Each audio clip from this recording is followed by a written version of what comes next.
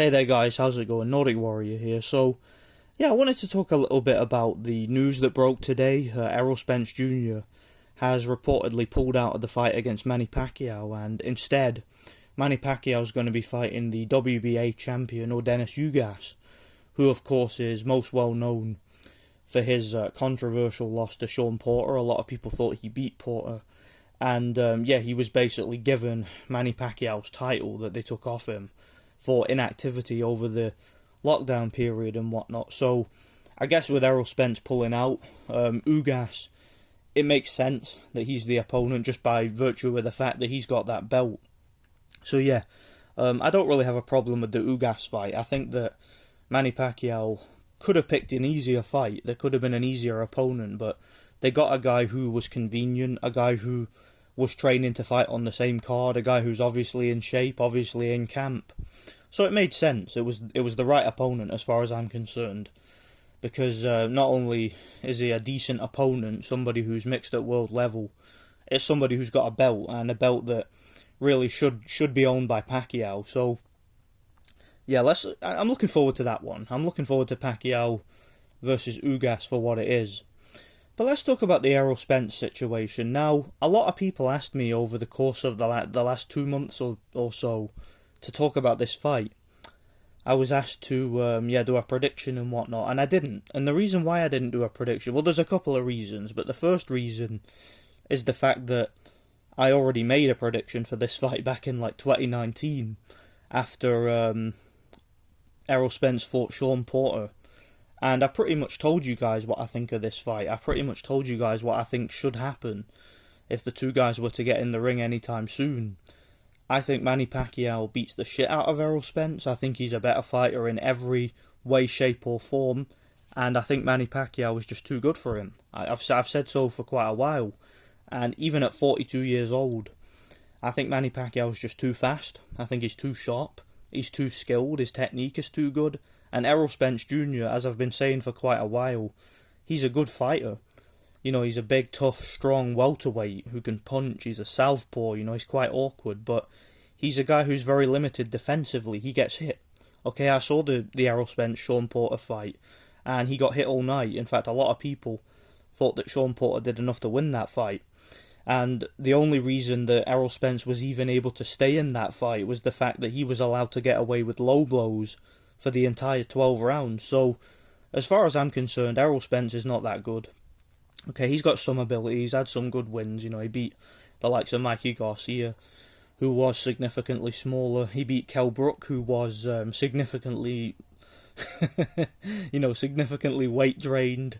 So, you look at Errol Spence's resume, you look at the way he struggles against these types of opponents, I just don't see him competing with the Manny Pacquiao who fought Keith Thurman, for example. And I made the point in that video that we don't even know if Errol Spence is as good as Keith Thurman. We don't, because we've never seen Errol Spence really...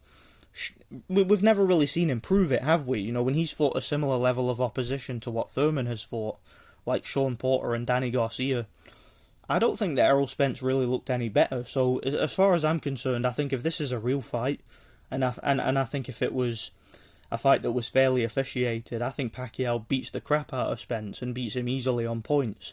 I wasn't at all concerned about the size advantage. I think Pacquiao's dealt with bigger guys. He's fought the likes of Oscar De La Hoya. He's fought the likes of Antonio Margarito.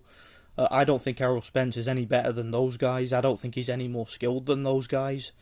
Maybe there's a little bit of a difference when you consider the fact that Pacquiao is a lot older now, but even at his age, he was able to convincingly beat Keith Thurman, who, like I said before, I don't even know if Spence is as good as Thurman or better. I don't know. So, yeah, that was how I saw the fight. I pretty much summed it up. I joined many live streams, like I was on Thunderdome's live, and I said I think Pacquiao has a great chance of winning because he's just too fast, too slick, got too much experience. He's been in the ring with better competition. He's beaten better fighters than Spence already. And I think he should win the fight, as long as he isn't a classic case of a fighter getting old overnight, unless Pacquiao at 42 years old all of a sudden just develops a real lack of reflexes and his stamina's gone after the lockdown and stuff. I mean, that's possible. That's definitely a possibility, but I just felt that if we get anything close to the Pacquiao that we got against Thurman, I don't think Errol Spence had much of a chance. And the second reason I didn't make a prediction video, and this is probably the biggest reason, is I had a sneaking suspicion that this was going to happen, that Errol Spence Jr. was going to pull out of the fight. I didn't say so, I kind of kept it to myself, but I had a feeling the fight wasn't going to happen, or it was going to get delayed, because Errol Spence Jr. to me, I don't know, man. I've been looking at the guy a lot lately, and he just doesn't seem that confident to me. Obviously, the accident happened, and that would have shaken his confidence quite a lot, but he was able to shake that off with the Danny Garcia fight. But the thing with fighting somebody like Danny Garcia is that Danny Garcia is a guy who will stand there and he'll wait, and he won't really put the pressure on you. You know, he's not really a explosive type of fighter. He's more of like a guy who will just sit back. He's a little bit stiff, a little bit basic, and he's a good counter-puncher, but he's not really a guy who takes the initiative. You know, he's not as like rough and assertive as someone like Sean Porter. You know, Sean Porter's someone who'll get inside and rough you up and really put it on you. You know, Danny Garcia's not that type of fighter, so that's what we really needed to see from Spence. We needed to see him in the ring against somebody who's a little bit rougher and a little bit more assertive in the ring to know if he can really handle the pressure.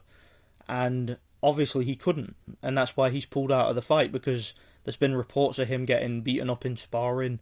There's been reports of him not really looking great in training, and Manny Pacquiao, on the other hand, has been looking fantastic. He's been looking really good on the pads. He's been looking really good in his sparring sessions, and yeah, according to everybody who's attended Manny Pacquiao's training camps and the people who have seen him up close on the pads, they're saying he looks fired up, he looks motivated, and yeah, he was raring to go despite the long layoff. So yeah, I think Errol Spence, I don't know if the injury is legit. I have my doubts, but I had a feeling he was going to pull out of the fight and it wasn't going to happen. So yeah, I just wanted to make a quick video about it, because I mean, it's really fascinating, isn't it, how Manny Pacquiao, even at this stage of his career, has got these guys shook, man. I mean, you would think that Errol Spence would, at this stage of his career, you know, at the stage that he's at, he's supposed to be at his physical prime, and Pacquiao's a guy who should have really been retired a decade ago in terms of what he achieved in the sport. I mean, he really has nothing to prove. He owes the sport absolutely nothing. And the fact that you've got young guys like Errol Spence that are pulling out of fights against him, it's funny, man. It's amazing, and it really does make me laugh. It does, and I think this is fascinating, man. It really is. Manny Pacquiao, what he's doing in the sport.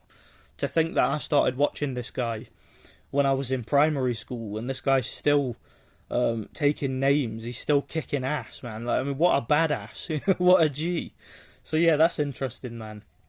As far as the Ugas fight goes, that's going to be, like I said, it's going to be a good fight. But I think Pacquiao wins the fight. I think he wins the fight convincingly and gets that WBA belt back.